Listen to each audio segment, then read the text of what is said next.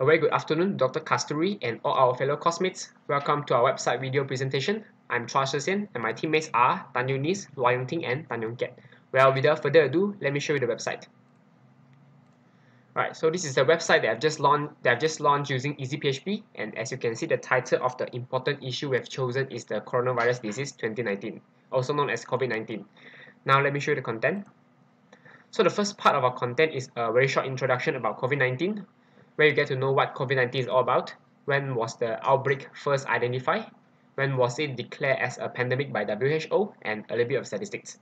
So the main content of this website include the COVID-19 statistics, the precautions given by WHO to the public to take during this period, and then we have this online checker where you can check whether you are susceptible to this disease based on a number of inputs. WHO guidelines for countries on how to maintain essential health services during this critical period, and as well as the development of COVID-19 vaccine. Let me show you the first part right now. So this is the statistics webpage where you get to know the statistics of coronavirus in the world. So as you can see now, there's already a whopping 5.5 million cases throughout the world, and the total deaths have already achieved 372,000. Right now, let me show you the statistics for Malaysia.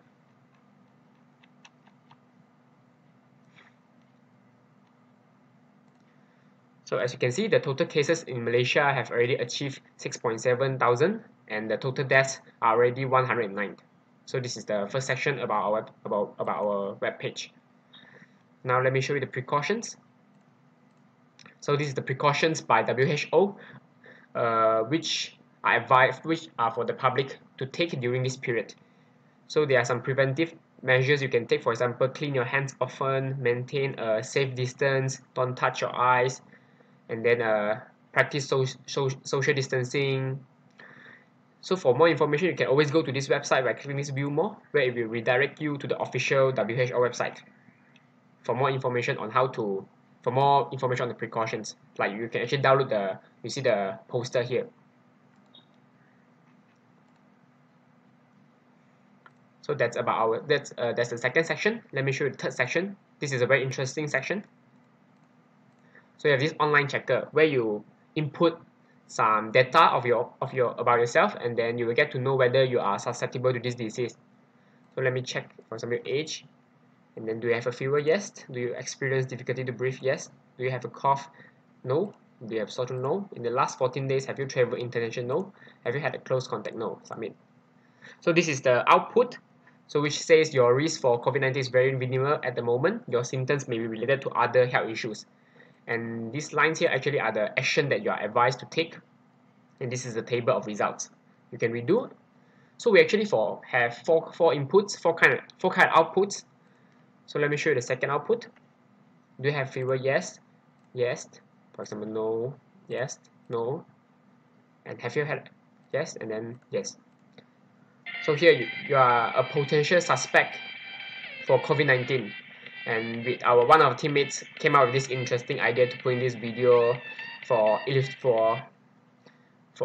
creativity purpose. And as you can see here, this is also the action that you are advised to take. Please require to speak to MOH specialist doctor immediately. And this is a table. You can also redo again. 22. Do you have fever? Yeah. No. No. No. No. Yes. No.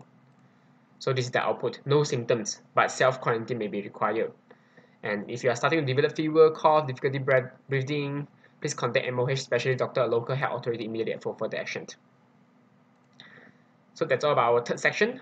Right now, let me show you the fourth section, which is about the WHO guidelines for countries on how to maintain essential health services. So as you can see, actually this is an article from WHO website, which says that due to the COVID-19 pandemic and the rapidly increasing demand on health facilities and healthcare workers, so the burden on countries when it comes to maintaining the domestic or the essential health services are getting much more serious. And this is the guidelines provided by WHO for the countries on how to manage this kind of situation. You can view the guidelines here, and these are the guidelines you can follow. Like for example, the guidelines for community-based healthcare, operational guidance, So that's the fourth section, and right now let me show you the last section, which is the development of COVID-19 vaccine. So here you can see COVID-19 vaccine is a hypothetical vaccine against coronavirus disease 2019. Although no vaccine has completed clinical trials, there are still multiple attempts in progress to develop such a vaccine. And all this information I actually retrieved from from Wikipedia. So if you're interested to know more about the development of vaccine, you can always click at this button, and you will be redirected to this official Wikipedia webpage for COVID-19 vaccines, where you can get even more information, like for example the vaccine themselves, the candidates. So that's it about our website. Right now, let me show you the code. So the languages we have used to develop our website include HTML, CSS, JavaScript, and PHP. So these are the HTML codes. So as you can see, this is the. So we actually have two main division. One is the fixed header, which is this one, and the other one is the content, which is this one. So let me show you the section content. So we have 5 sections, 1, 2, 3, 4, 5, which are the five main parts that I've just mentioned to you just now. And we have actually used a lot of styling using CSS, as you can see here. CSS classes. Yeah, as you can see, CSS classes. So, and then right now, let me show you this one. So this is statistics, and this is the HTML file. So let me show you this one. Okay. So the way how we develop this web page is by using an API, a JavaScript API that we have obtained through another web page, through another website. It's a free API so we make use of it to make this website, this web page about statistics of coronavirus. So it's here. Yeah, these are all the API. So right now, let me show you. So the links. For example, yeah, these are the links, like the precaution of COVID-19 HTML.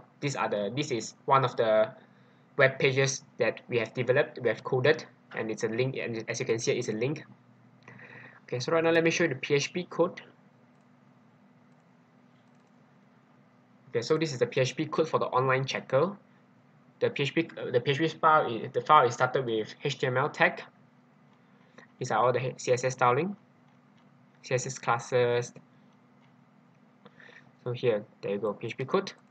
So we have created a variable called questions, which is actually an array of arrays, and these are all actually questions: first question, second question, third question, fourth question.